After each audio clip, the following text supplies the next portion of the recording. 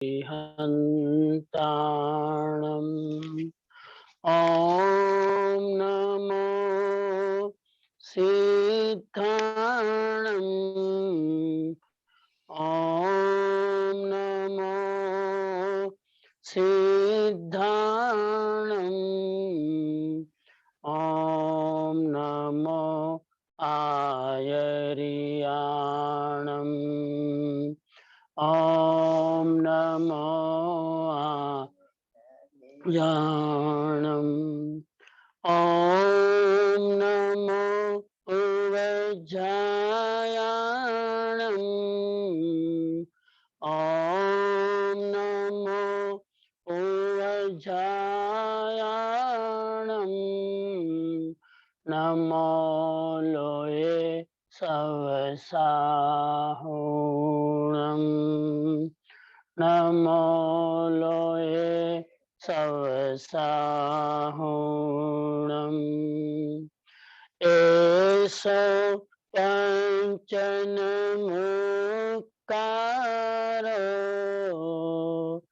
एषो मुक्कारो सव पावपणासनो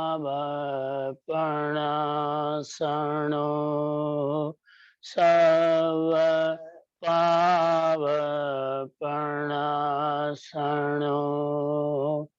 मंगलाणं च सर्वसिं मंगलाणं च सर्वसिं परमं हवै मंगलम् परमं हवै मंगलम्।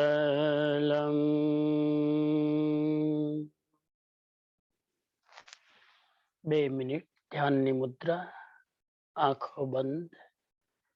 જ્યાં છો ત્યાં પોતાનું સ્થાન ગ્રહણ કરી લો. ધ્યાનની મુદ્રામાં આવી જાઓ. માત્ર 2-3 મિનિટ ધ્યાનસ્થ સ્થિતિ, આંખો બંધ. આજે 9 પદજીની ઓળીની આરાધનામાં ત્રીજા દિવસે આચાર્ય પદ,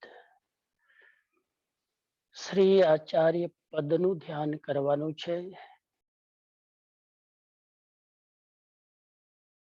શરીર સ્થિર, મન શાંત.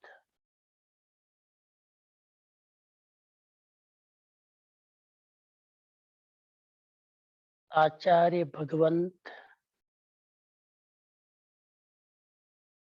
તીર્થંકરની ગેરહાજરીમાં તીર્થંકરના પ્રતિનિધિ છે.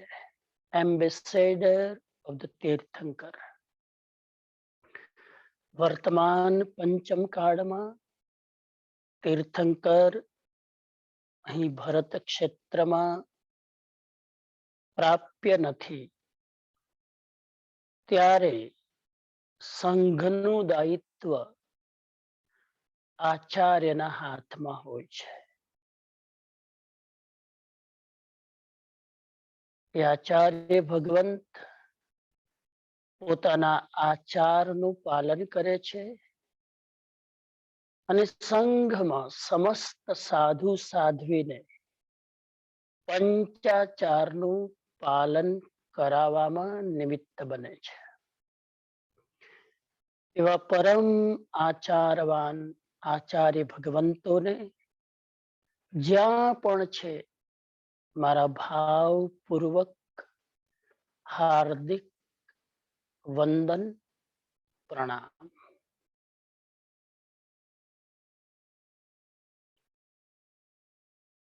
કોઈ પણ ગચ્છમાં, કોઈ પણ પંથમાં,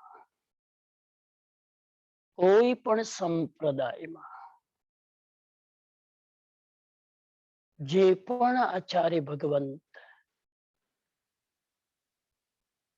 તીર્થંકર ભગવાનની વાણીનો સહારો લઈને પોતે પંચાચાર શુદ્ધતાપૂર્વક દ્રઢતાપૂર્વક પાળે છે અને સમસ્ત સાધુ સમુદાયને પડાવે છે.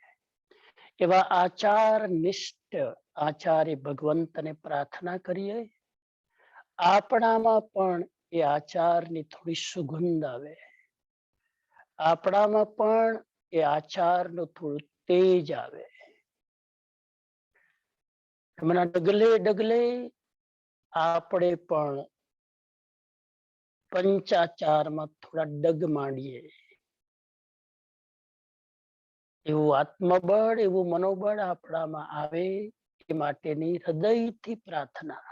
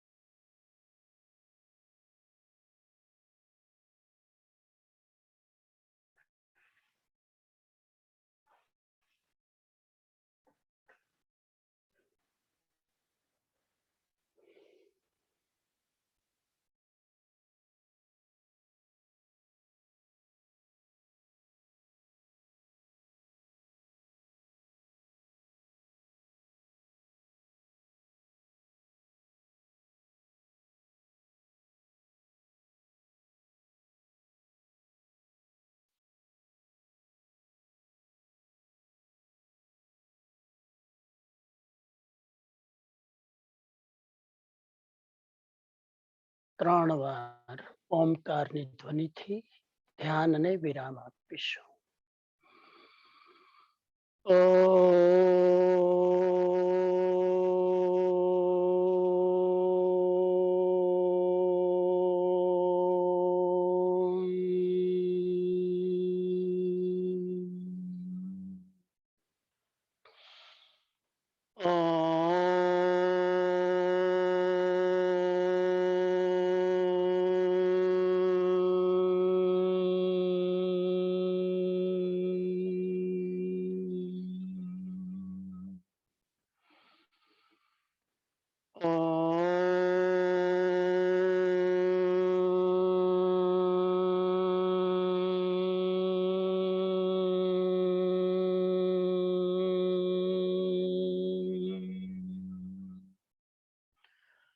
ओम अरहम, ओम अरहम, ओम अरहम. प्रयोग संपन्न.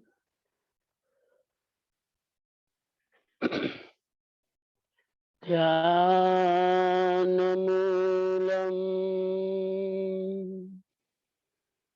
गुरुर्मूर्ति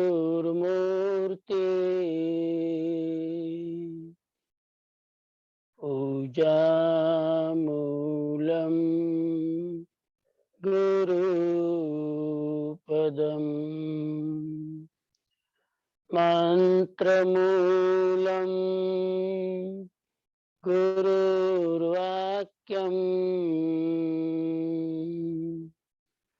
मोक्षमूलं गुरुकृपा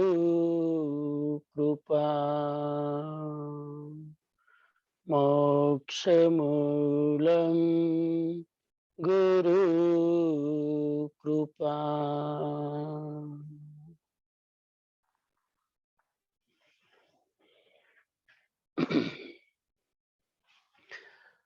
સદગુરુ ના પાવન ચરણોમાં ભક્તિસહ વંદના. શિકાગો જૈન સંઘમાં નવ પદજીની આરાધનાનો આજે ત્રીજો દિવસ અને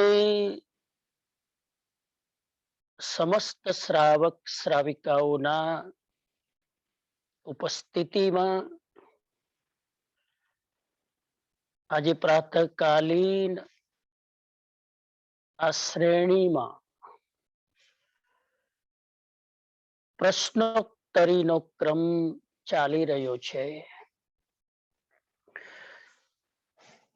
દરેક સંઘમાં થોડી અલગ અલગ વ્યવસ્થાથી સૌ નવપદજીની આરાધના કરતા હોય છે. ક્યાંક સવારે શ્રીપાલ રાજાનો રાસ વંચાય, મૈણા સુંદરીનું જીવન ચરિત્ર વંચાય, તો ક્યાંક નવપદજી પર પ્રવચનો થાય, ક્યાંક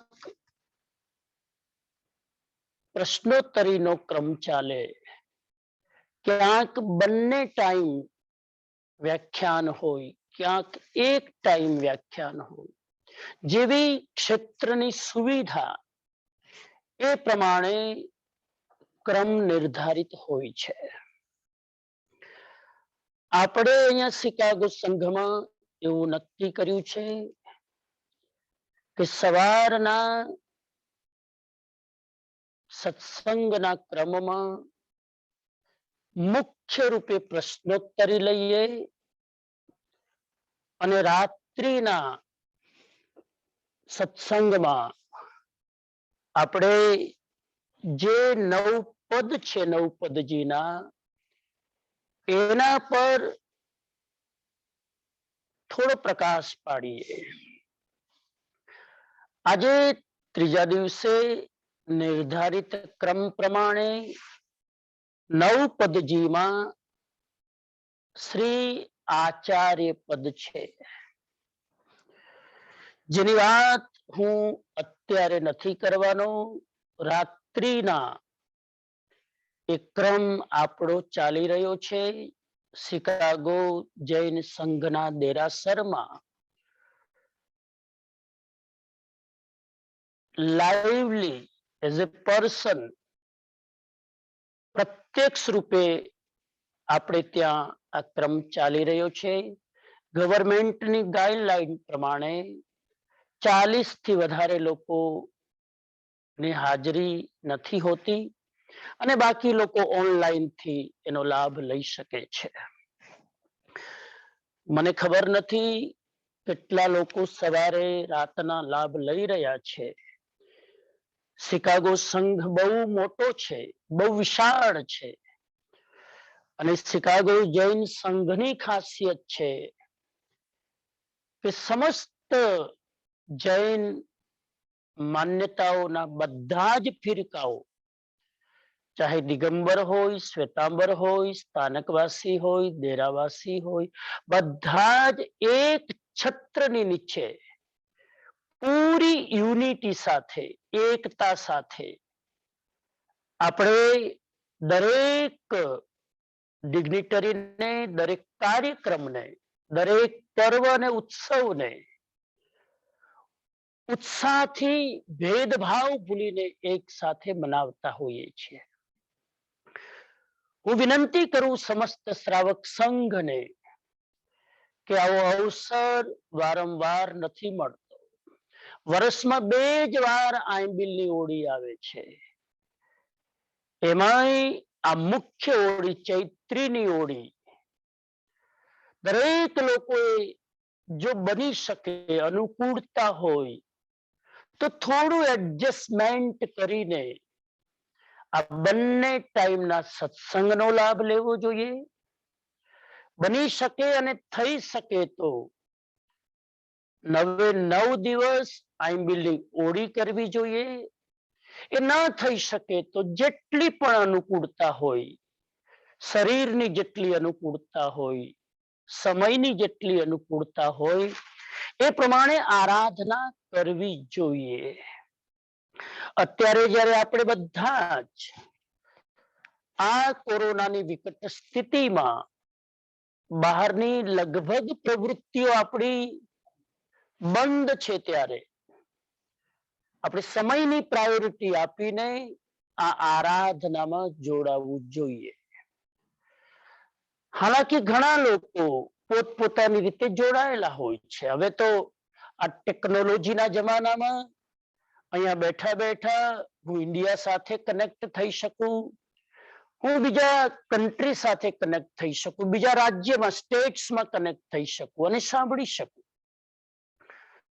પણ કદાચ આપણી એ પણ ફરજ બને કે જે સંઘમાં આપણે આંબીલની ઓળી કરી રહ્યા છીએ, તો એ સંઘમાં જે કાર્યક્રમ થતા હોય એનો લાભ લેવો જોઈએ. ઘણા લોકો અહીંયા લાભ ન લે, પણ અહીંથી બેઠા બેઠા ઇન્ડિયા સાથે કનેક્ટ થાય. કઈ વાંધો નહીં, હું એની પણ અનુમોદના કરું છું કે એટલીસ્ટ એ ક્યાંક જોડાયેલા તો છે ને. પણ સામાન્ય રીતે સંઘની ગરિમા વધારવી હોય, સંઘનું બહુમાન કરવું હોય, તો સંઘના જે કાર્યક્રમો હોય એમાં આપણે પ્રાયોરિટી આપીએ તો એ વધારે વિવેક ગણાય એવું હું માનું છું. પણ જેની અનુકૂળતા, સૌ લોકો કોઈ પણ ભોગે, કોઈ પણ રીતે, જ્યાં રુચિ હોય ત્યાં ધર્મ આરાધના કરે, એનો મને વિશેષ આનંદ છે. અને શિકાગો સંઘના સૌ કમિટી મેમ્બર્સ અને સૌ વોલેન્ટિયર્સ પૂરા ઉત્સાહ સાથે આંબીલની ઓળીના જે આરાધકો છે, જે તપસ્વીઓ છે, એના તપના અનુમોદનમાં પૂરી વ્યવસ્થા સાથે જોડાયેલા છે. મને સમાચાર મળ્યા એ પ્રમાણે પહેલા જ દિવસે 146 જેટલી, કુસુમબેન અહીંયા બેઠા છે એ કહી રહ્યા છે 146 આંબીલ પહેલા જ દિવસે, અને બીજા કેટલાય અનામી આંબીલો કદાચ થયા હોય. તો આ તમારો ઉત્સાહ છે, આ તમારો વર્ધમાન થતો ભાવ છે, એને પણ હું પ્રણામ કરું કે અવ્યવસ્થા, એક સમયની પ્રતિકૂળતા હોવા છતાં આપણે સમૂહમાં ફિઝિકલી હાજર રહીને સંઘમાં આંબીલ નથી કરી શકતા, છતાં પણ સંઘમાંથી જે આંબીલની વ્યવસ્થા છે આપ લઈ જઈને પોતાના ઘરે ભાવથી આંબીલ કરો છો, એની પણ હું હૃદયથી ખૂબ ખૂબ અનુમોદના કરું છું. આટલી ભૂમિકા સાથે આપણે પ્રશ્નોત્તરીના ક્રમમાં આગળ વધીએ. મારી પાસે કેટલાક પ્રશ્નો આવ્યા છે, બહુ જ મહત્વના પ્રશ્નો છે. એટલે એક એક પ્રશ્ન ઉપર એક એક સત્સંગ થઈ શકે એવા પ્રશ્નો છે. જેટલા મારાથી લઈ શકાય હું લેવાની કોશિશ કરી રહ્યો છું. આજનો પ્રશ્ન આપશ્રીના લખેલ ગ્રંથ પ્રારબ્ધનું પુષ્પ પુરુષાર્થની સુગંધમાં મોહનીય કર્મના પ્રકરણમાં એક ઘરડા માણસનું અને ઘોડાનું આપે જે દ્રષ્ટાંત આપ્યું છે, એ દ્રષ્ટાંતનો સંદેશ શું છે એ સમજાવવા વિનંતી છે. કોઈક શ્રાવકે આ પુસ્તક વાંચ્યું હશે જેનું નામ છે પ્રારબ્ધનું પુષ્પ પુરુષાર્થની સુગંધ. મારા દ્વારા જ લખાયેલું આ પુસ્તક છે. એકચ્યુઅલી પ્રવચનો આપેલા છે, પણ પછી પુસ્તકના રૂપે એનું સંકલન કરવામાં આવ્યું છે. કર્મ સિદ્ધાંત ઉપર તત્વાર્થ સૂત્રના આધારે, કર્મવાદ અને કર્મ સિદ્ધાંતના આધારે કેલિફોર્નિયામાં 1993માં સાન ફ્રાન્સિસ્કોમાં જે પ્રવચનો આપેલા એનું સંકલન છે. એ પુસ્તકમાં એક ચેપ્ટર છે મોહનીય કર્મ, અને મોહનીય કર્મમાં મેં એક દ્રષ્ટાંત આપ્યું છે ઘરડા માણસનું અને ઘોડાનું. તો એનો સંદેશ શું છે એ આ પ્રશ્ન છે. એનો સંદેશ એ છે કે આ જે દ્રષ્ટાંત છે એ દ્રષ્ટાંત ચાઇનાની અંદર એક બહુ મોટા તત્વચિંતક થયા જેનું નામ લાઓ ત્સે. એ લાઓ ત્સે ચાઇનાના એક ટાઉનમાં જાય છે અને લોકોને પૂછે છે કે અહીંયા કોઈ એવી વ્યક્તિ છે જે જ્ઞાની હોય, જે પામેલી હોય, જેને હું મળીને કંઈક શીખી શકું, તો એવા વ્યક્તિનો પ્લીઝ મને સંપર્ક કરાવશો. ત્યારે લોકો કહે છે કે અહીંયા એક ઘરડો માણસ રહે છે, એ ઘરડા માણસને મળો તો તમે એની પાસેથી કંઈક પામી શકશો. અને એ ઘરડા માણસની વાત સાંભળે છે અને એ ઘરડા માણસના જીવનમાં બનેલો એક પ્રસંગ જે મેં મારા પુસ્તકમાં મૂક્યો છે, એ પ્રસંગ હું તમારી સામે પેલા શેર કરું. એ પ્રસંગ અને એ દ્રષ્ટાંતનો સંબંધ મેં મોહનીય કર્મ સાથે જોડ્યો છે. મોહનીય કર્મ એમ કે છે કે તમે રાગ દ્વેષ ના કરો. મોહનીય કર્મની બે પ્રકૃતિ મુખ્ય, રાગ અને દ્વેષ.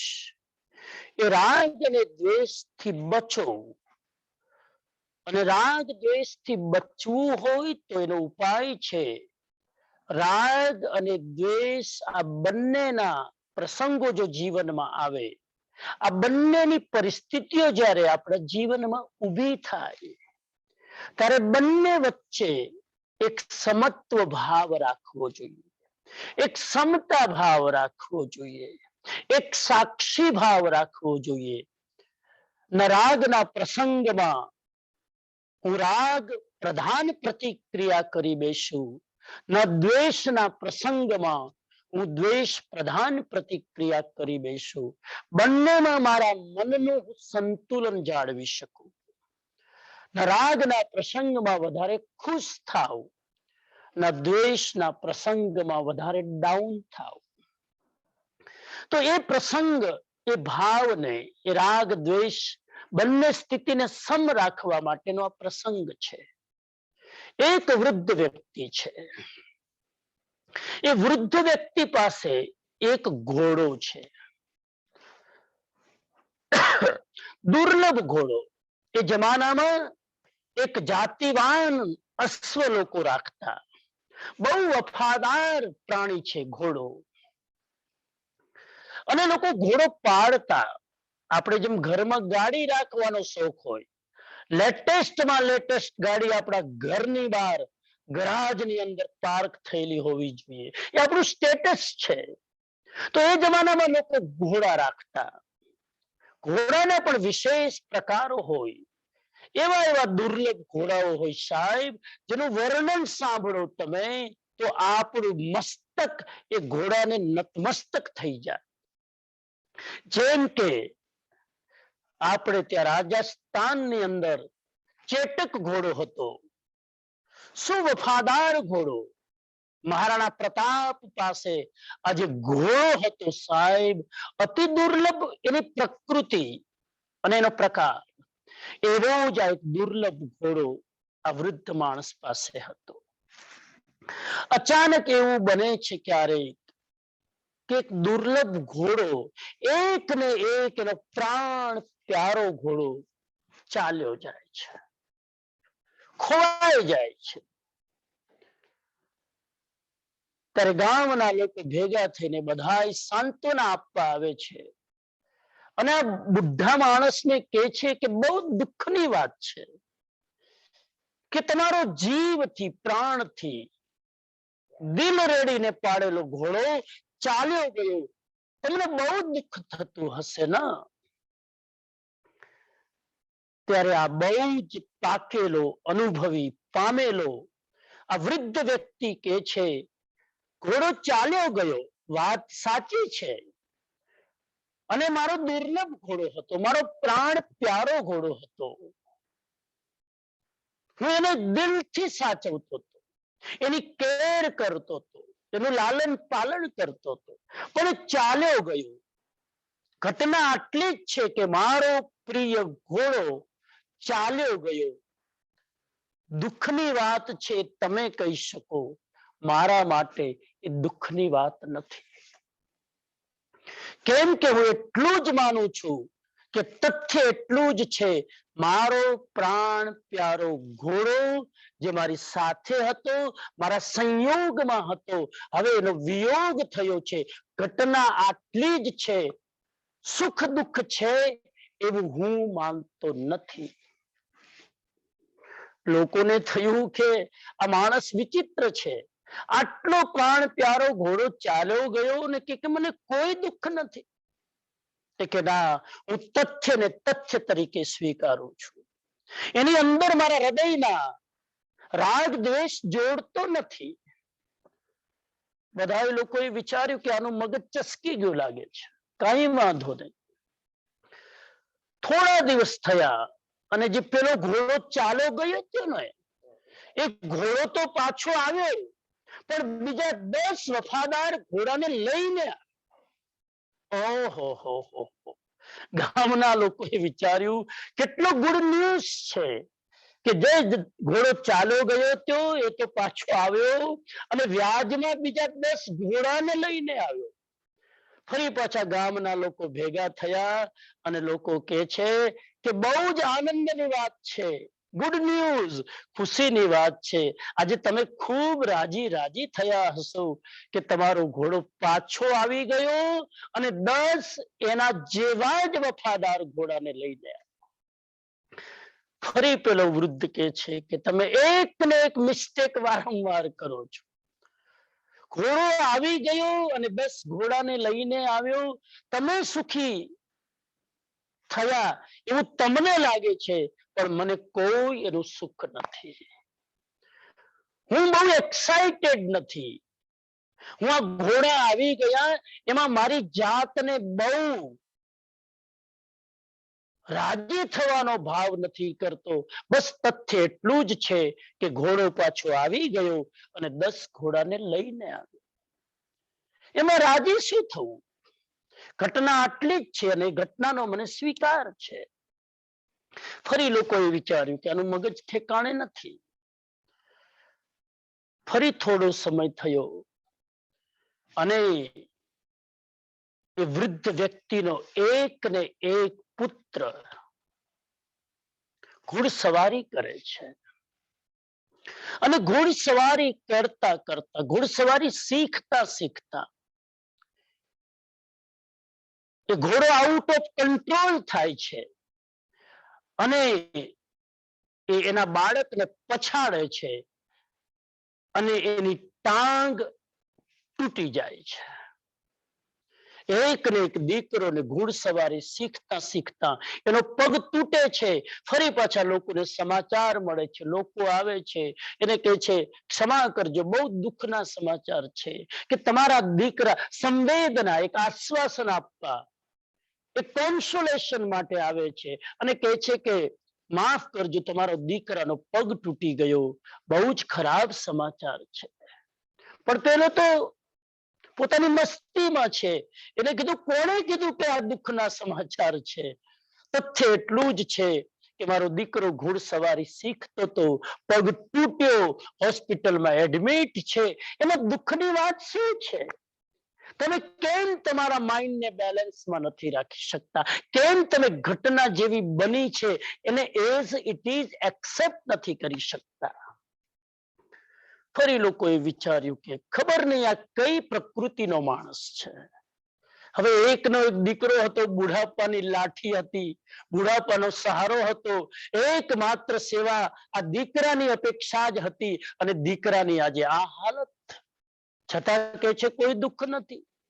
થોડોક સમય થયો અને એ નગરના રાજાએ બાજુના રાજ્ય ઉપર આક્રમણ કર્યું.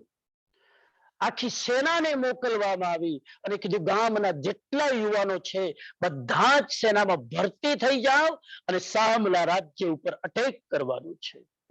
બધા જ ભરતી થઈ ગયા. આનો પુત્ર હોસ્પિટલમાં હતો, બચી ગયો.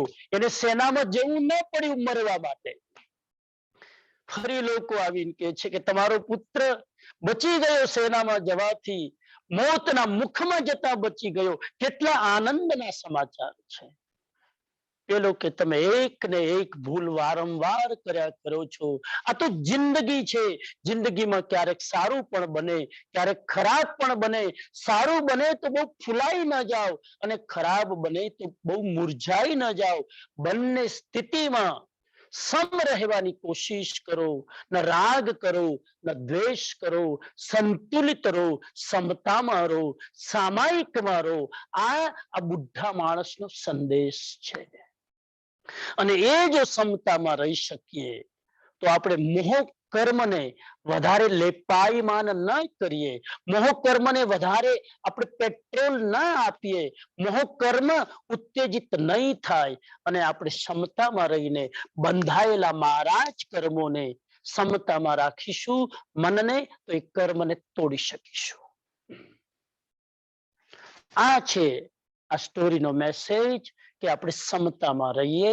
કોઈ પણ ઘટના બને એ ઘટનામાં બહુ પ્રતિક્રિયા ન કરીએ. આ બુઢાની સ્ટોરીથી વિચાર કરીએ આપણી સ્થિતિ શું છે. નાની નાની વાતમાં આપણે વિચલિત થઈ જઈએ. કોઈક સારા સમાચાર મળે એટલે બહુ જ એક્સાઇટ થઈ જઈએ. યાદ રાખજે, સારા સમયમાં એક્સાઇટ થશો તો ખરાબ સમયમાં તમે ડાઉન થવાના જ. જે પ્રકૃતિએ, જે પરમાત્માએ, જે ઈશ્વરે આપણને આટલું બધું સારું આપ્યું અને એ પ્રકૃતિ ક્યારેક આપણા કર્મોથી આપણને ખરાબ આપે તો કેમ આપણે તૂટી જઈએ છીએ? કેમ આપણે ડિપ્રેસ થઈ જઈએ છીએ? કેમ આપણે ઘટનાને એઝ ઇટ ઇઝ સ્વીકારી નથી શકતા? કેમ આપણે દરેક ઘટનામાં ખૂબ પ્રભાવિત થઈ જઈએ છીએ? મેસેજ લઈએ કે કોઈ પણ ઘટના બહાર બને, અંદરનું સંતુલન ખોવાવું ન જોઈએ. આગળ જઈએ. બીજો પ્રશ્ન છે, એ જ કર્મના સંદર્ભમાં, બાંધેલા કર્મ ભોગવવા જ પડે તો આત્માનો મોક્ષ ક્યારે થાય? જો એમ ના હોય તો કર્મ ઘટાડવા જે ક્રિયા, ઉદીરણા, અપવર્તન આદિ જે કર્મની અવસ્થાઓ છે, એ કર્મની અવસ્થાઓથી હું આ કર્મોને કેવી રીતે તોડી શકું? કર્મ સિદ્ધાંતનો બહુ જ મહત્વનો પ્રશ્ન છે. આ પ્રશ્નના રહસ્યને સમજવા માટે થોડું એકાગ્ર ચિત્ત થવું પડશે. થોડુંક એકાગ્રતા રાખવી પડશે. માઇન્ડ 25 જગ્યાએ ભટકતું હશે તો આ તાત્વિક પ્રશ્ન નહીં સમજી શકીએ. સૌને વિનંતી કરું, બિલકુલ ફોકસ કરીને આ એક ક્લાસ ચાલી રહ્યો છે, કોચિંગ ક્લાસ ચાલી રહ્યો છે એમ સમજીને આ પ્રશ્નને સમજવાની કોશિશ કરજો. પહેલી વસ્તુ, બાંધેલા બધા જ કર્મો ભોગવવા પડે એ જૈન ધર્મનો સિદ્ધાંત નથી. કરેલા કર્મો ભોગવવા જ પડે એ જૈન ધર્મનું તત્વજ્ઞાન તીર્થંકરોએ આપણને શીખવ્યું નથી. આપણા દ્વારા જ બાંધેલા કર્મો, જે કર્મ મેં અજાગૃતિ પૂર્વક, અજ્ઞાનપૂર્વક, પ્રમાદવશ, આવેશવશ જે કર્મ મેં બાંધ્યું છે, એ કર્મ જ્ઞાન આવ્યા પછી, સમજણ આવ્યા પછી, જાગૃતિ આવ્યા પછી હું ધારું તો એ કર્મને ભોગવ્યા વગર હું તોડી શકું છું. એટલે પેલા કોન્સેપ્ટ ચેન્જ કરો. બાંધેલા બધા જ કર્મો ભોગવવા જરૂરી નથી. અંગ્રેજીમાં પેલી છે ને એક સેઇંગ કે એજ યુ સો યુ રીપ. આ જૈન ધર્મનો સિદ્ધાંત નથી કે તમે જેવું વાવશો એવું તમારે લણવું પડશે. વાવેલાને પણ લણ્યા વગર તોડી શકાય છે, બદલી શકાય છે, વધઘટ કરી શકાય છે. આ જૈન ધર્મની સ્થિતિ છે. હા, એટલું કહી શકાય, બાંધેલા કર્મો ભોગવવા જરૂરી નથી. ઉદયમાં આવેલા કર્મ ભોગવવા પડે છે, પણ ઉદયમાં ના આવે ત્યાં સુધી બાંધેલા કર્મને ચેન્જ કરવાની બધી જ સ્વતંત્રતા પરમાત્માએ મુમુક્ષુ જીવને આપેલી છે. આપણે ધારીએ તો કર્મમાં ઘણો બધો ફેરફાર કરી શકીએ. જીવની સ્વતંત્રતા છે આ. જો કર્મ જ બધું કરતું હોય તો જીવની પોતાની સ્વતંત્રતા શું? દરેક જીવની પરમ સ્વતંત્રતા છે કે જીવ ધારે એ કર્મ બાંધી શકે, ધારે એટલા કર્મ બાંધી શકે. જીવ ધારે તો કર્મ ભોગવી શકે, જીવ ધારે તો કર્મ તોડી શકે, જીવ ધારે તો વધારે કર્મ બાંધી શકે, જીવ ધારે તો વધારે કર્મ તોડી શકે. આ બધી જ સ્વતંત્રતા આત્મજ્ઞાનીઓ કહે છે કે જીવની પોતાની છે. એ સંદર્ભમાં વિચારીએ તો પહેલી વસ્તુ, બધા જ કર્મ ભોગવવા જરૂરી નથી. એના માટે જૈન શાસ્ત્રમાં કર્મની 10 અવસ્થાઓ બતાવવામાં આવી છે. એ 10 અવસ્થામાં કર્મ કેવી રીતે પરિવર્તન થાય છે એ આપણે સમજીએ. કર્મની 10 અવસ્થા ધ્યાનથી સમજો.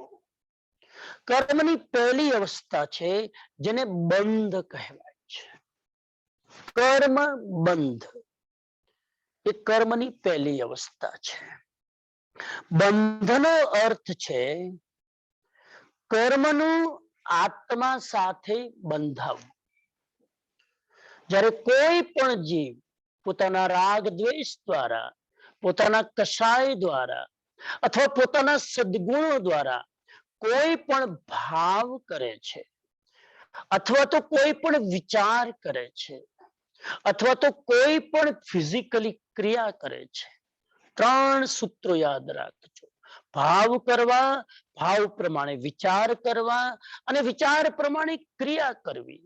એ મારી ક્રિયાથી, એ મારા વિચારથી, એ મારા ભાવથી, સારા કે ખરાબ, એના દ્વારા હું જે કઈ આ વાયુમંડળમાં, આ આકાશની અંદર જે કર્મ વર્ગણાઓ ખચોખચ ભરેલી છે, એ મારા જ ઇન્ટેન્શન દ્વારા હું એ કર્મ વર્ગણાઓને, એ કર્મ પૂતગલોને ખેંચું છું અને કર્મ પૂતગલો આકર્ષિત થઈને આત્મા સાથે જોડાય છે. આને કહેવાય છે બંધ.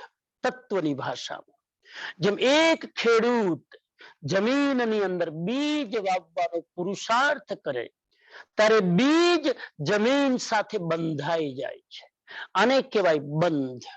હવે બીજ બંધાણું એ ધીરે ધીરે અંકુરિત થશે, પુષ્પિત થશે, પલ્લવિત થશે, ફળ આપશે. એ આખી સ્થિતિની યાત્રા આગળ થશે. તો આ છે બંધ. બહાર કર્મ જે પૂતગલ રૂપે હતું એ મારા ભાવ દ્વારા, મારા વિચાર દ્વારા, મારા કર્મ દ્વારા, મારી ક્રિયા દ્વારા હું એને આકર્ષિત કરું છું અને આત્મા સાથે એનું અનુસંધાન થાય છે, એનું બોન્ડેજ થાય છે. એને જૈન શાસ્ત્ર કર્મની પહેલી અવસ્થા કહે છે બંધ. કર્મની બીજી અવસ્થા છે, સમયની મર્યાદામાં બહુ વિસ્તાર કદાચ નહીં થઈ શકે. કર્મની પણ આટલું પણ સમજીએ તો મને લાગે કે એક સ્પષ્ટ થઈ જશે. બીજી કર્મની અવસ્થા છે સત્તા. સત્તાનો અર્થ છે જે કર્મ મેં બાંધી દીધું એ તરત ફળ આપતું નથી. કર્મ બંધાઈ ગયું ત્યાર પછીની સ્થિતિ અને કર્મ ફળ આપશે એના પહેલાની સ્થિતિને શાસ્ત્રકાર સત્તા નામ આપે છે. સત્તા એટલે કે અત્યારે કર્મ આત્મા ઉપર રેસ્ટ કરી રહ્યું છે. એ કર્મ અત્યારે સક્રિય નથી. જે કર્મ બંધાઈ ગયા પછી સક્રિય ન બને ત્યાં સુધી એને સત્તા કહેવાય. જે કર્મ બંધાઈ ગયા પછી ફળ ના આપે ત્યાં સુધી એને સત્તા કાળ કહેવાય, અબાધા કાળ કહેવાય. ત્યાં સુધી એ કર્મ તમને ડિસ્ટર્બ નહીં કરે, તમને બાધા નહીં પહોંચાડે, એટલે અબાધાની અવસ્થામાં છે. એ છે સત્તાકાળ. દરેક કરેલું કર્મ તરત જ ફળ આપી દે એવું બને નહીં. કેમ કે તરત જો ફળ આપી દે તો મોક્ષ થાય ક્યારે? હું કર્મ સતત કરવાનો છું જ્યાં સુધી મુક્તિ ન થાય. અને કર્મ કરીશ તો બંધાશે, બંધાશે એટલે વરી ફળ આપશે, અને ફળ ભોગવતી વખતે વરી મારા રાગ દ્વેષથી નવા કર્મો કરીશ તો આનો અંત જ ના આવે. એટલે બંધાયેલા કર્મો તરત ફળ નથી આપતા. કેમ કે એ જીવને અવસર આપે છે કે તારે આ કર્મ ન ભોગવવું હોય તો ભોગવ્યા વગર જ્યાં સુધી કર્મ સત્તા કાળમાં છે ત્યાં સુધી એ કર્મને તું તોડી શકે છે. સત્તા કાળમાં કર્મ એટલા માટે રહે છે કે જીવ ધારે તો ફળ આપ્યા વગર એ કર્મને, બાંધેલા કર્મને, પોતાના જ દ્વારા બાંધેલા કર્મને, પોતાના જ દ્વારા જાણી જોઈને બાંધેલા કર્મ એ તોડી શકે છે. એ છે સત્તાકાળ, અબાધાકાળ. બંનેમાં થોડોક ફરક છે પણ એમાં હું અત્યારે નથી જતો. અને એ કર્મ નો સત્તાકાળ કેટલો? બહુ સૂક્ષ્મમાં જઈએ તો મેક્સિમમ 33 કરોડ સાગર સત્તાકાળ હોય છે. એક કરેલું કર્મ કરોડો વર્ષ સુધી સત્તામાં રહી શકે.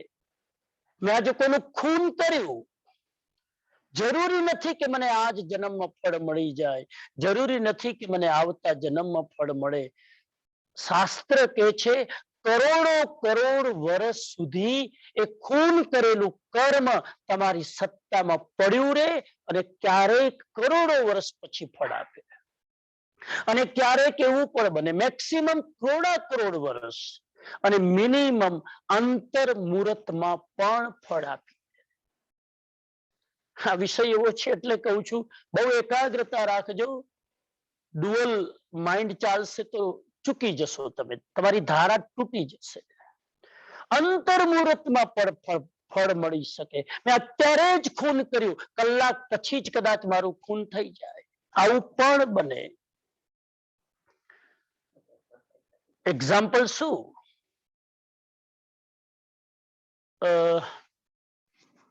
એક્ઝામ્પલ એક લો આપણે, ભગવાન મહાવીરનો પૂર્વ ભાવ. તે પૃષ્ઠ વાસુદેવના ભાવમાં ભગવાન મહાવીરના જીવે એક કર્મ કર્યું. રાતના સંગીતની પાર્ટીમાં સંગીતજ્ઞને આદેશ આપ્યો કે જો મને ઊંઘ આવી જાય તો સંગીતની મહેફિલ બંધ કરી દેજો. અને ભગવાનના જીવને ત્રિપૃષ્ઠ વાસુદેવના ભાવમાં ઊંઘ આવી ગઈ અને સંગીત ચાલતું રહ્યું. ઝોલું ખુલ્યું તો ખબર પડી કે આ લોકોએ મારી આજ્ઞાનું પાલન નથી કર્યું. વાસુદેવની આજ્ઞાનું પાલન ન થાય તો શું થાય સાહેબ? કેટલો અહંકાર ઘવાય. અહંકાર ઘવાણો અને કહે છે કે આદેશ આપીને ગરમ ગરમ શીશુ મંગાવે છે અને બધા જ સંગીતજ્ઞના કાનમાં આ ત્રિપૃષ્ઠ વાસુદેવ શીશુ રેડે છે. અને આ ઘટના પછી તો આ ત્રિપૃષ્ઠ વાસુદેવે કેટલા ભવ કર્યા. ત્રીજા ભવ પછી ચોથો ભવ, પાંચમો ભવ, 27 ભવો કર્યા. કેટલી વાર તો નરકમાં ગયા, લાંબુ લાંબુ આયુષ્ય ભોગવ્યું. કેટલી વાર દેવગતિમાં ગયા, લાખો લાખો વર્ષનું આયુષ્ય. પણ આ બાંધેલું કર્મ, કાનમાં શીશુ રેડવાનું, છેક કરોડો વર્ષ પછી મહાવીરના ભવમાં 27મા ભવમાં ઉદયમાં આવે. તો કહેવાનો અર્થ એ છે કે સત્તા કાળમાં કરોડો વર્ષ સુધી રહી શકે. અને કોઈ એવું કર્મ હોય તો અંતર મુહૂર્તમાં પણ ફળ આપી દે. તો આ સત્તા કાળ ટૂંકમાં. ત્રીજું છે પેલો બંધ, કર્મની 10 અવસ્થા. નંબર 1 બંધ, નંબર 2 સત્તા. હું ઘણી વાર એટલે કહું છું કે જો તમારી જિજ્ઞાસા હોય, રુચિ હોય તો વ્યવસ્થિત ખાલી સાંભળો જ નહીં, નોટ્સ પણ લો. ત્રીજું છે કર્મની અવસ્થાનું સ્ટેપ, જેને કહેવાય ઉદય. કર્મ ઉદયમાં આવે જ્યારે સત્તા કાળ પૂરો થાય, જ્યારે અબાધા કાળ પૂરો થાય, ત્યારે એ કર્મ ફળ આપે છે. અને એ કર્મનું ફળ, એ કર્મનો ઉદય દ્રવ્ય, ક્ષેત્ર, કાળ અને ભાવ પ્રમાણે હોય. ક્ષેત્ર બદલાય તો કર્મનો ઉદય બદલાઈ જાય. દ્રવ્ય બદલાય તો કર્મનો ઉદય બદલાઈ જાય. કાળ બદલાય તો કર્મનો ઉદય બદલાઈ જાય. ફોર એક્ઝામ્પલ, તમે દેરાસરમાં હોય, ભગવાનની ભાવથી ભક્તિ કરતા હોય, અને એ સમયે જો કોઈ કર્મ ઉદયમાં આવે તો એની તીવ્રતા બહુ વધારે ના હોય, મંદ હોય. દેરાસરમાં ક્રોધ ઉદયમાં આવે તો એની તીવ્રતા બહુ નહીં હોય. તો કયા સમયે, કયા ક્ષેત્રમાં, કયા કાળમાં, કઈ અવસ્થામાં કર્મ ઉદયમાં આવે છે, એ પ્રમાણે એના ઉદયની તીવ્રતા અને મંદતા નક્કી થાય. શાસ્ત્રની અંદર ઉદય 2 પ્રકારના બતાવ્યા છે. એક ઉદય છે જેને કહેવાય પ્રદેશ ઉદય, અને એક ઉદય છે વિપાક ઉદય. કર્મનો ઉદય, ઉદયનો મતલબ સમજ્યા ને, જે કર્મ મેં બાંધ્યું હતું એ કર્મ અત્યારે મને ફળ આપી રહ્યું છે. એટલે કે જે મેં ખરાબ કર્મ કર્યું હતું અત્યારે એનું પનિશમેન્ટ ભોગવી રહ્યો છું, અથવા જે સારું કર્મ કર્યું હતું અત્યારે એનો રિવોર્ડ મને મળી રહ્યો છે. ત્યારે એ કર્મ ભોગવવાની 2 સ્થિતિ છે. એ કર્મના ઉદયની 2 સ્થિતિ છે. કર્મનું ફળ 2 રીતે ભોગવી શકાય. એક પ્રદેશ ઉદય અને બીજો વિપાક ઉદય. બહુ જ ઇન્ટરેસ્ટિંગ છે. આ પ્રેક્ટિકલ કોન્સેપ્ટ છે. આ કોને કહેવાય વિપાક ઉદય, કોને કહેવાય પ્રદેશ ઉદય? પેલા આપણે સમજીએ વિપાક ઉદય. વિપાક ઉદયનો અર્થ છે જે કર્મ ઉદયમાં આવ્યું છે એ કર્મ તમારા ફિઝિકલ બોડીમાં આવીને, તમારા વર્તમાન જીવનમાં, તમારી પરિસ્થિતિઓમાં આવીને તમને ફળ આપશે. એને કહેવાય વિપાક ઉદય. વિપાક ઉદય થાય ત્યારે જીવને ખબર પડે છે કે અત્યારે મારા ખરાબ અથવા તો સારા કર્મનો ઉદય ચાલી રહ્યો છે. તમને એનું એક જાતનું પરિણામ તમારા શરીરમાં, તમારા મનમાં, તમારી પરિસ્થિતિમાં તમને દેખાય, સારો કે ખરાબ બંને ઉદય. તો આ વિપાક ઉદય. માન લો કે તમને અસાતા વેદનીય કર્મ તમે બાંધ્યું હતું અને અત્યારે કર્મ ઉદયમાં આવ્યું. અચાનક તમારા પેટમાં એસિડિટી ચાલુ થશે, તમારા માથામાં દુખાવો ચાલુ થશે, તમારા ચેસ્ટમાં બળતરા થશે, અને તમારું માઇન્ડ એના કારણે ડિસ્ટર્બ થશે, તમારા ભાવ ડિસ્ટર્બ થશે. આ છે વિપાક ઉદય.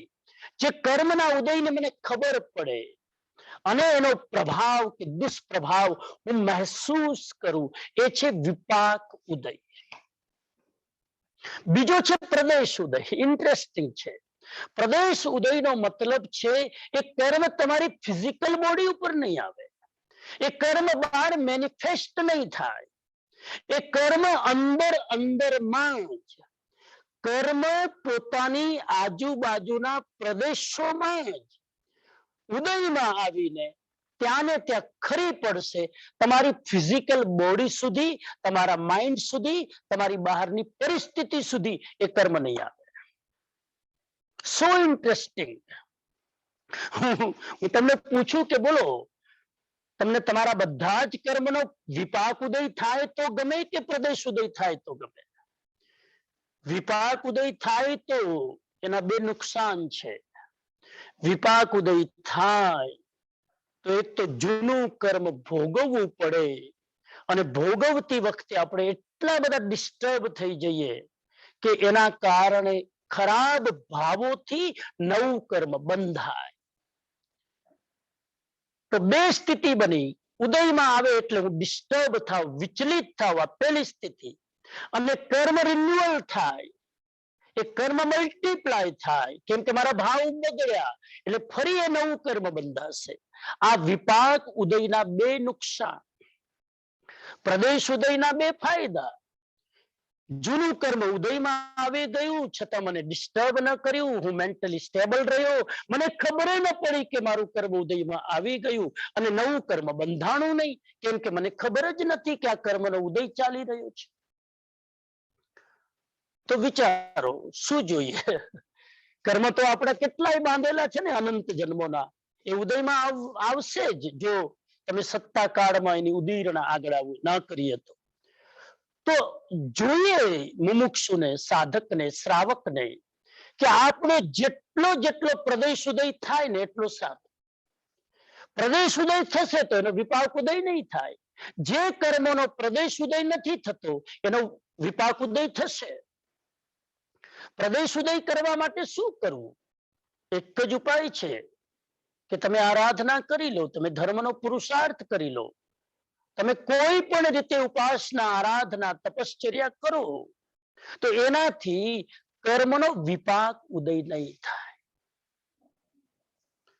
સાહેબ બહુ સ્પષ્ટ ભાષામાં કહું ને તો હું કહી શકું કે અત્યારે તમે 1 કલાક ભાવથી આ ભગવાનની જીનવાણી, કેવળ જ્ઞાનમાંથી નીકળેલી કર્મ સિદ્ધાંતની વાણી તમે ભાવથી, ઉત્સાહથી, શ્રદ્ધાથી સાંભળો ને તો 1 કલાકની અંદર કદાચ બની શકે કે આવતા ભવોની અંદર 4 વાર નારકીમાં જવાનું હતું.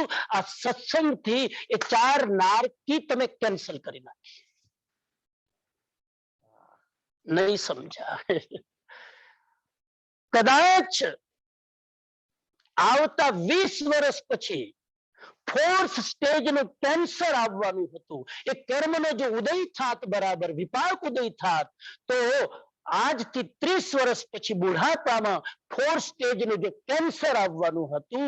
પણ અત્યારે સત્સંગ કરીને, વ્યાખ્યાન સાંભળીને, તપશ્ચર્યા કરીને, આઈમ્બિલ કરીને એ જ કર્મ જે કેન્સરના રૂપે આવવાનું હતું, મેં એ કર્મનો પ્રદેશ ઉદય કરીને એ ફિઝિકલ બોડીમાં ના આવે એના પહેલા જ પ્રદેશ ઉદય કરીને એ કર્મનો એકાઉન્ટ ક્લિયર કરી નાખ્યો. આ છે પ્રદેશ ઉદય.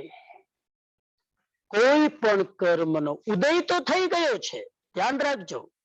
કર્મ એનો સમય પાક્યા પછી ઉદયમાં તો આવી ગયું, પણ ઉદયમાં 2 બ્રાન્ચમાંથી જાય એ કર્મ, યા તો વિપાક ઉદયમાં આવી તમને ડિસ્ટર્બ કરીને નવા કર્મ બંધાવીને જાય, અથવા તો એ જ કર્મ એ સમયે તમે સારા ક્ષેત્રમાં હોય, સારા ભાવમાં હોય, સારા લોકો સાથે હોય, એટલે મેં શબ્દ વાપર્યો દ્રવ્ય, ક્ષેત્ર, કાળ, ભાવ. એ સમયે તમે સત્સંગમાં હોય તો એ પ્રદેશ ઉદય થઈ જશે. અને એ સમયે જો તમે ખોટા વ્યક્તિઓના સંગતમાં હશો તો એ કર્મનો વિપાક ઉદય થશે. એટલે કહેવાનો મારો ભાવ એ છે કે જેટલો પ્રદેશ ઉદય થઈ જાય ને એટલું સારું.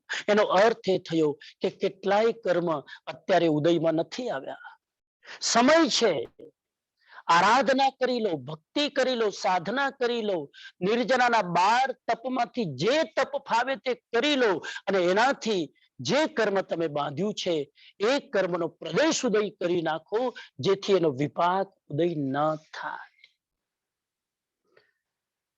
કહેવા એ માંગુ છું કે આ ધર્મ આરાધના કરવાનું ફળ છે કે ધર્મ આરાધના કરો તો બધા જ કર્મનો વિપાક ઉદય નહીં થાય, પ્રદેશ ઉદયમાં જ મને ખબર નહીં પડે અને મારું કર્મ તૂટી જશે. જ્ઞાનીઓ કહે છે અનંત જન્મોમાં એટલા બધા કર્મો બાંધ્યા છે, પણ આરાધના કરતા કરતા કેટલાય કર્મો ખબર ન પડે આપણા તૂટતા જાય છે.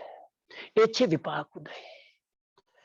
સમયની મર્યાદામાં આટલું જ. આ તો એક એક કર્મની સત્તા, આજે જે અવસ્થાઓ છે એક એક અવસ્થા સમય માંગી લે છે સમજવા માટે. તો કર્મનો બંધ નંબર 1, કર્મની સત્તા નંબર 2, કર્મનો ઉદય નંબર 3, નંબર 4 કર્મની ઉદીરણા. કર્મની ઉદીરણા ચોથી અવસ્થા છે. ઉદીરણાનો અર્થ છે કોઈ પણ કર્મ જે મેં બાંધ્યું છે એ એડવાન્સમાં ઉદયમાં લાવી દેવું, પહેલા જ ઉદયમાં લાવી દેવું. મારું કર્મ બાંધેલું છે એ મે બી 3 જન્મ પછી ઉદયમાં આવશે, પણ મારે 3 જન્મ રાહ નથી જેવી, મારી પાસે ધીરજ નથી, મારે એ જ કર્મ આ જ ભાવમાં ભોગવી લેવું છે. 3 ભાવ પછી કયો ભાવ મળશે ને કઈ ગતિ મળશે કોને ખબર. અત્યારે મનુષ્ય છું, વિવેક છે, સમજણ ભગવાને આપી છે, તો અત્યારે સહન શક્તિ ભગવાને આપી, આજ જન્મમાં ભોગવી લઉં તો કેવું સારું. અત્યારે ભોગવવાનું સામર્થ્ય છે. તો જે કર્મ ભવિષ્યના કોઈક ભાવમાં ભોગવવાનું છે, હું મારા પુરુષાર્થ દ્વારા ઇન્ટેન્શનલી અત્યારે જ કોન્શિયસલી સામે ચાલીને હું કહું છું કર્મને welcome now, don't wait for 3 life. અત્યારે જ મારે કર્મનો ભૂક્કો બોલાવી દેવો છે. અને જૈન શાસ્ત્ર કહે છે ઉદીરણા કરી દેવી, કર્મને પહેલા જ ઉદયમાં લાવી દેવું. જૈન ધર્મમાં 2 પ્રકારના મુનિઓ હોય, એક જીનકલ્પી મુનિ, એક સ્થવીર કલ્પી મુનિ. હવે તો જીનકલ્પી રહ્યા નહીં, પણ જીનકલ્પી મુનિ શું કરે? જીનકલ્પી મુનિ મહાવીર સ્વામીના સમયમાં હતા. મહાવીર પોતે જીનકલ્પી હતા. એક વાર જે મનમાં નક્કી કરે કે આ કરવું છે, પછી ત્યાં મૃત્યુ પણ સામે આવીને ઊભું રહે તો તીર્થંકર પોતાનો રસ્તો બદલે નહીં. ખબર હતી કે ચંડ કૌશિક છે, લોકોએ કીધું પ્રભુ ત્યાં ન જાઓ, ચંડ કૌશિક છે, ખલાસ કરી નાખશે. પ્રભુએ કીધું કે પેલા ખબર ન હોત તો કદાચ ન જાત, હવે ચંડ કૌશિક ત્યાં છે તો હવે તો જવું જ પડશે. આ કર્મની ઉદીરણા કરવા માટે પ્રભુ ત્યાં ગયા. કેટલાય કર્મ ચંડ કૌશિકના સંપર્કમાં આવવાથી ભગવાને તોડી નાખ્યા. એ ચંડ કૌશિક ભગવાનનો ઉપકારી છે. એ ચંડ કૌશિક ન મળ્યો હોત તો ભગવાનના કેટલાય કર્મો ભોગવવા માટે કદાચ કેટલાય જન્મો લેવા પડે. શું કર્યું? કર્મની ઉદીરણા. એક જીનકલ્પી દિગંબર સાધુ સ્વયં ચાલીને આવા વૈશાખના મહિનાની અંદર કડકડતી ગરમીમાં તડકામાં ઉભા રહીને આતાપના લે સૂર્યની કલાકો સુધી. આ શું છે? આ કર્મની ઉદીરણા છે. કર્મને પહેલા જ ઇન્વાઇટ કરી લેવું અને ભોગવી લેવું, જેથી ભવિષ્યની કોણ રાહ જોવે કયા જન્મમાં એક કર્મ ઉદયમાં આવશે. તો જ્ઞાની આવા મુમુક્ષુ આવા સાધકો પહેલા જ કર્મની ઉદીરણા કરી લે. રાહ ન જોવે કર્મનો ઉદય થશે ત્યારે ભોગવીશ. એમનામાં ને આપણામાં આટલો ફરક. આપણે તો કર્મને રોકવાની કોશિશ કરીએ, કર્મને પોસ્ટપોન્ડ કરવાની કોશિશ કરીએ, કર્મ ઉદયમાં આવતું હોય તો પણ રોકવાની કોશિશ કરીએ. અહીં તો ઉદીરણા કરી લેવામાં આવે છે.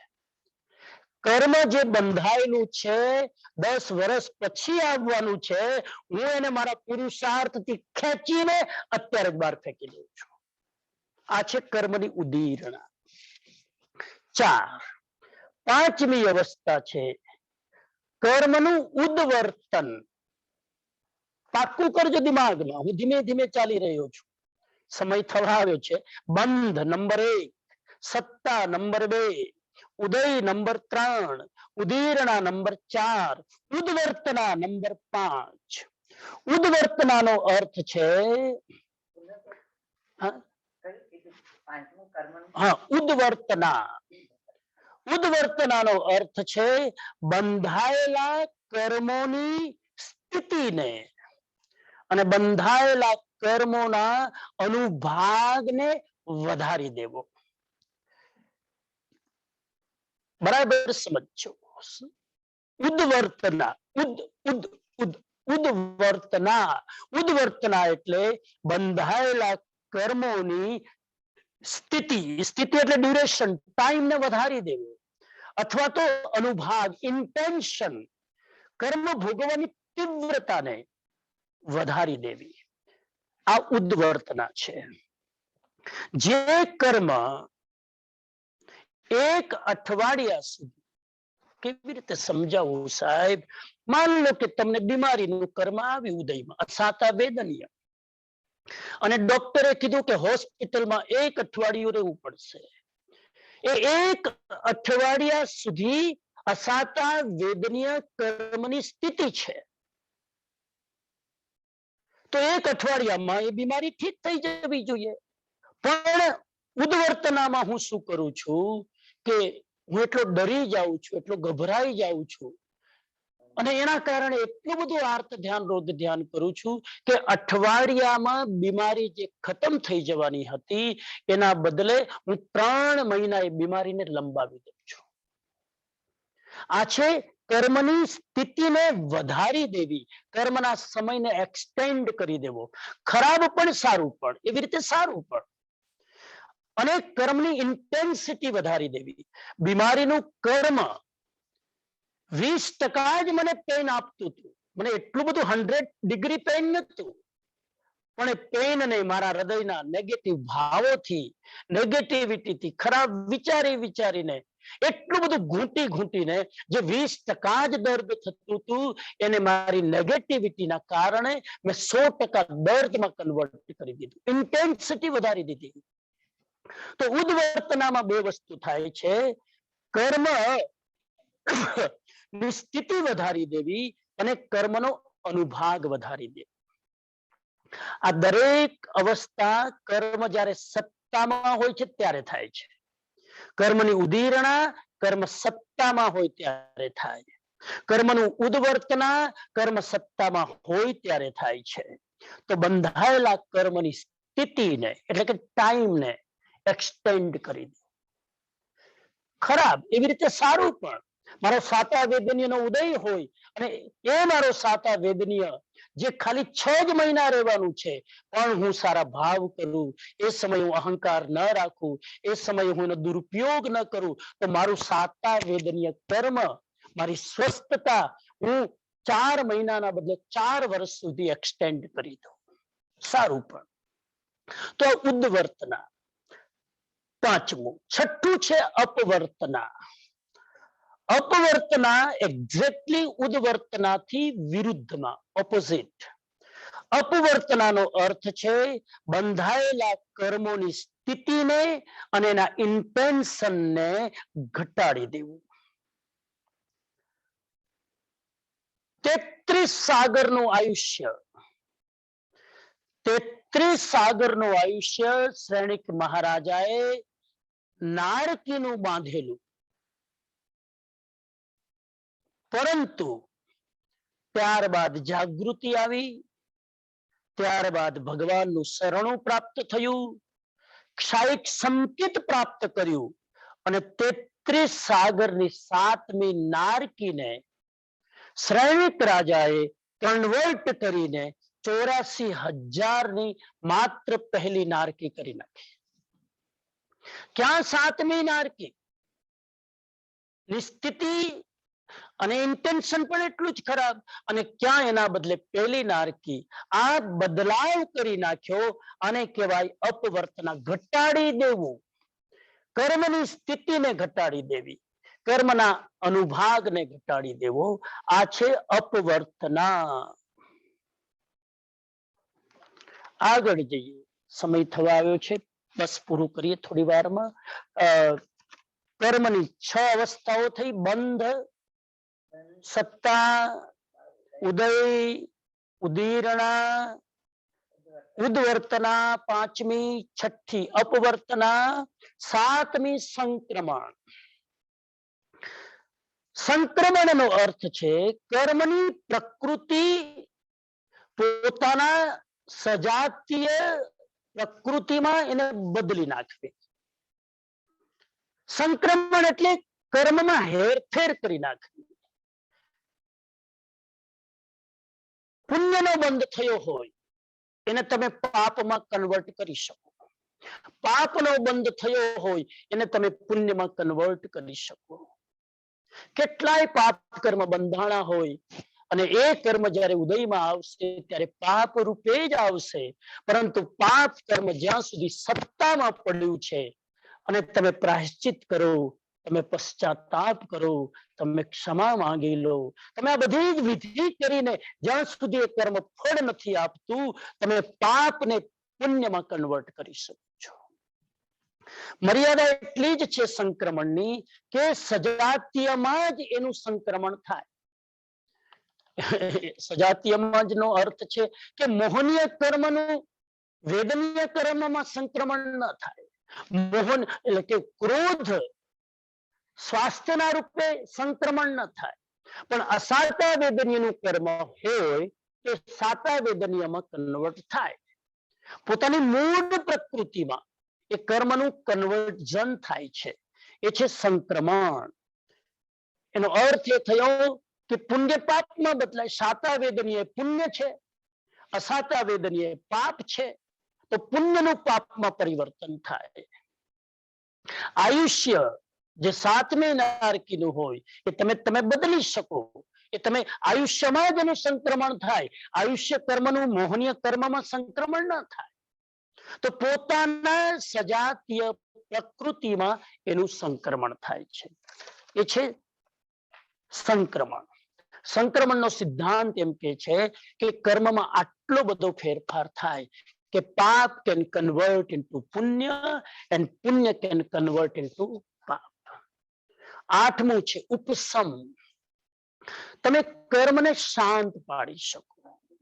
ઉપસમ, ઉપસમનો અર્થ છે કે જે કર્મ ઉદયમાં આવી રહ્યું છે, અત્યારે મેં મારા વિવેકથી, મારી સદબુદ્ધિથી, ગુરુની આજ્ઞાથી એ મેં કર્મને શાંત પાડી દીધું. તીવ્ર ક્રોધ આવી રહ્યો છે, ગુરુએ આજ્ઞા કરી, બેટા અત્યારે ક્રોધ નથી કરવા, હમણાં શાંત રહે. અત્યારે ક્રોધ કરીશ તો એનું પરિણામ સારું નહીં આવે, પ્લીઝ કીપ ક્વાઇટ. અને ગુરુની આજ્ઞાથી શિષ્ય પોતાના ક્રોધને શાંત કરી લે, એ છે ઉપશમની સ્થિતિ. 9મું છે નિધત્તિ.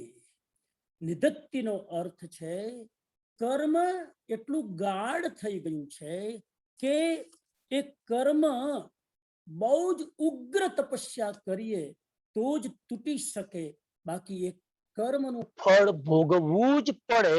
એને કહેવાય છે નિધત્તિ.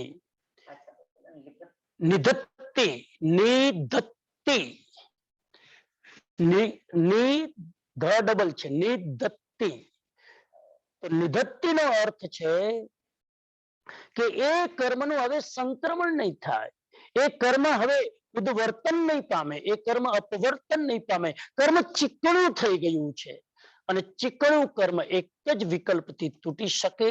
ઉગ્ર તપશ્ચર્યા તમે કરો, ઉગ્ર ધ્યાનમાં જાઓ, ઉગ્ર આતાપના લો, ઉગ્ર કષ્ટ આપો, ત્યારે જ કદાચ એ કર્મ તૂટી શકે.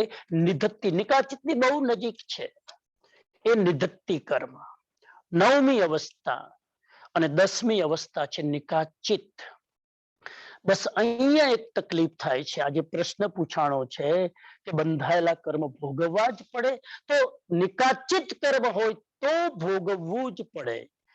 બાકી નિકાચિત કર્મ ન હોય તો કોઈ પણ કર્મને આપણે બદલી શકીએ છીએ, તોડી શકીએ છીએ, ઓછું વધુ કરી શકીએ છીએ. નિકાચિત કર્મનો અર્થ એ છે કે કર્મ આત્મા સાથે એટલું મિક્સ થઈ ગયું છે, દૂધમાં ખાંડ એટલી બધી ઓગળી ગઈ છે કે હવે ખાંડને બહાર કાઢવી હોય તો ન નીકળે. આવી સ્થિતિ છે નિકાચિત કર્મની, જે ભોગવવું જ પડે. તો આ છે કર્મની 10 અવસ્થાઓ. નિકાચિત નિકાચિત કર્મ. નિકાચિત કર્મ ટેકનિકલ શબ્દ છે. નિકાચિત કર્મનો અર્થ છે કોઈ પણ તમારો પુરુષાર્થ તમારા કર્મમાં ફેરફાર કરી શકે નહીં. એને ભોગવવું જ પડે, પણ ડરવાની જરૂર નથી. હા, આપણા લોકોના નિકાચિત કર્મો એટલા બધા નથી હોતા કે બહુ ગભરાવું પડે. અને નિકાચિત કર્મ ન બાંધીએ એનું ધ્યાન રાખવાનું. શું કરીએ તો નિકાચિત કર્મ બંધાય? ખરાબ કરીને તમે એની તારીફ કરો તો નિકાચિત બંધાય. તમે એક તો કામ ખરાબ કરીને પાછું એને તમે અનુમોદન આપો તો નિકાચિત બંધાય. અથવા તો સારું કરીને તમે અફસોસ કરો, ક્યાં મેં ઘી બોલી લીધી, ક્યાં મેં આ લાભ લઈ લીધો, ક્યાં મેં ઉત્સાહમાં આવીને આ દાન આપી દીધું, અને પછી તમે પસ્તાવ. નિકાચિત બંધાઈ જાય. જિંદગીમાં ક્યારે દાન નહીં આપી શકો, જિંદગીમાં કોઈનું દાન તમે લઈ નહીં શકો. એટલા માટે સારું કરીને અફસોસ નહીં કરવાનો, ખરાબ કરીને પસ્તાવાનું નહીં, તો તમે નિકાચિત કર્મથી બચી શકો. ખરાબ કરીને એને એપ્રિશિએટ નહીં કરવાનું, સારું કરીને એનો અફસોસ નહીં કરવાનો, તો નિકાચિત કર્મથી આપણે બચી જઈએ. તો આ 10 સ્થિતિઓ છે.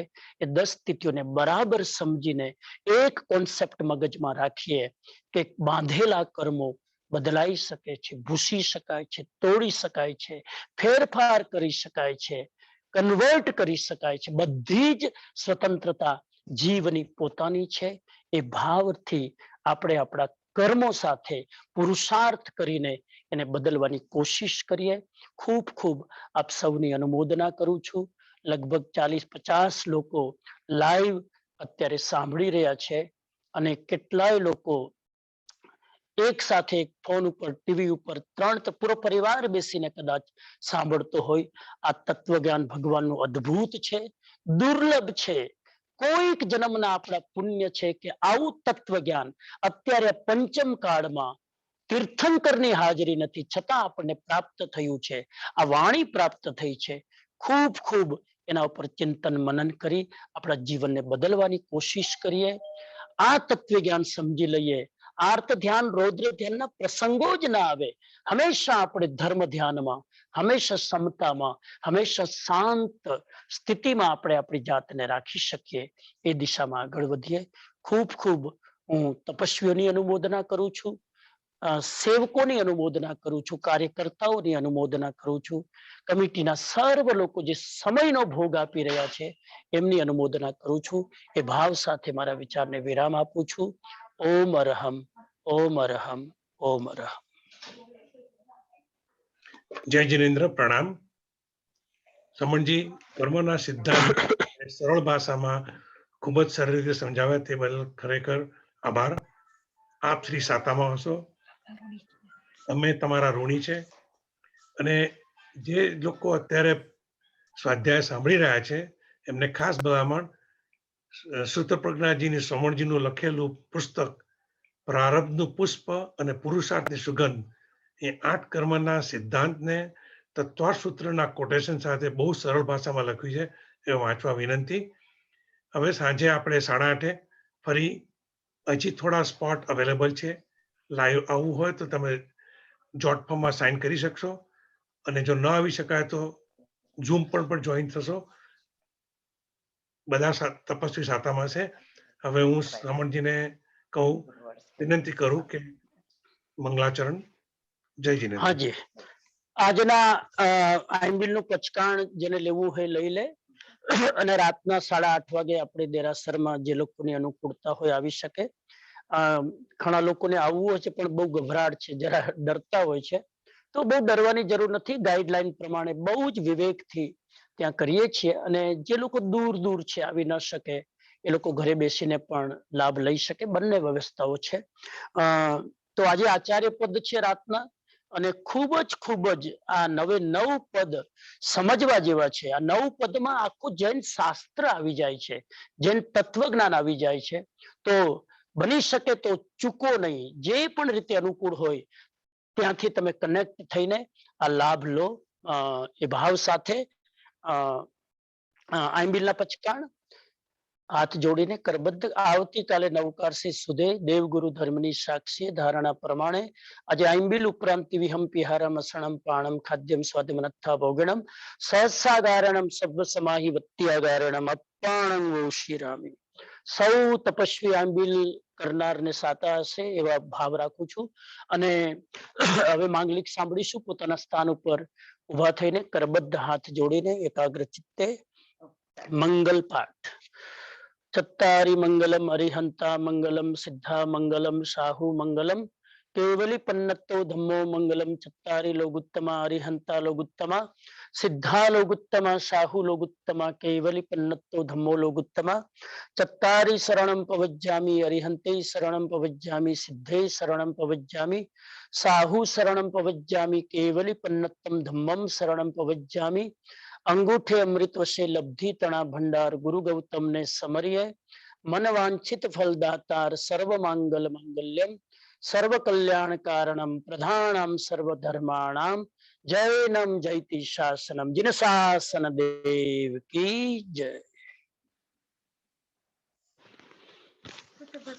હાજી. જય જિનેન્દ્ર. પ્રજ્ઞેશભાઈ ક્યાંય હોય તો સાંભળતા હોય તો વિનંતી કે જેટલું બને એટલું જલ્દી એની લિંક મળી શકે. તો કેમ કે અનેક કન્ટ્રીના લોકો રાહ જોતા હોય છે, સાંભળવું હોય છે. તો please send me link as early as possible. Thank you for your support. Thank you. એટલે જયેન્દ્ર સમનજી સાતામાં હશો. જયેન્દ્ર ઓલ અવર મેમ્બર્સ, તમે બધા તપાસી સાતામાં હશો. એટલે સમનજી, હું તમને હાફ આવર ની અંદર આ લિંક મોકલી આપું, અને ગઈકાલના લેક્ચરની લિંક તમને મળી ગઈ હશે. અને કે જે લોકોએ મિસ કર્યા છે આ લેક્ચર, એ આપણી જેએસએમસી યુટ્યુબ ચેનલ ઉપર આ લેક્ચર અપલોડ કરવામાં આવે છે. એટલે તમે જો ઇનકેસ સમનજીના લેક્ચર મિસ કર્યા હોય તો તમે ત્યાં જઈને બી તમે લિસન કરી શકશો. Thank you. આંબેલનું ફૂડ પિકઅપ કરવા જવાના છે એ લોકો 12 to 1:30 સુધી આપણે આંબેલનું ફૂડની વ્યવસ્થા કરવામાં આવી છે ટેમ્પલમાં. અને આપણે we are going back to our prayer hall number 1, ત્યાંથી તમે પિકઅપ કરી શકશો. થેન્ક યુ પ્રજ્ઞેશભાઈ. જય જિનેન્દ્ર. જય Jinendra everyone. We'll see you tonight. And Pradeep uncle, you can close this session now.